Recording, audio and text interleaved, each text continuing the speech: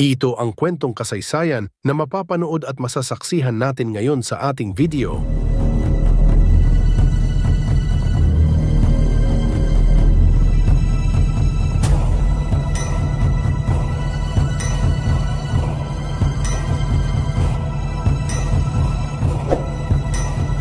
Ang International Criminal Police Organization o mas kilala bilang Interpol ay isang pandaigdigang organisasyong nagpapatibay ng ugnayan sa pagitan ng mga pulis at ahensyang nagpapatupad ng batas sa iba't ibang bansa.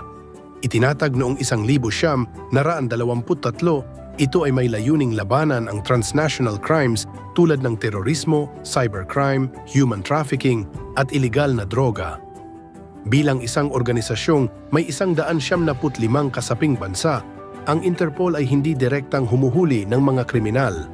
Sa halip, ito ay nagbibigay ng suporta sa mga pambansang awtoridad sa pamamagitan ng pagpapalitan ng impormasyon, pagsasagawa ng intelligence analysis at pagbibigay ng teknikal na tulong sa mga investigasyon.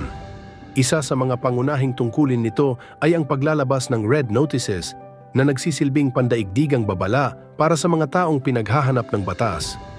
Ang punong tanggapan ng Interpol ay matatagpuan sa Lyon, France, at ito ay may 24 na oras sa isang araw command center na tumutulong sa mabilisang koordinasyon sa pagitan ng mga bansa. Bukod dito, isinasagawa rin ng Interpol ang iba't ibang pagsasanay at pagpupulong upang mapahusay ang kakayahan ng mga opisyal ng batas sa pagsugpo ng krimen sa internasyonal na antas. Sa kabuuan, ang Interpol ay isang mahalagang instrumento sa pagpapanatili ng pandaigdigang seguridad sa pamamagitan ng epektibong pagtutulungan ng mga bansa sa paglaban sa kriminalidad.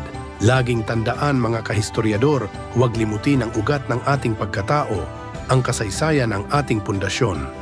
Ang kwentong kasaysayan ng lahat ay kasama ka sa bawat kabanata.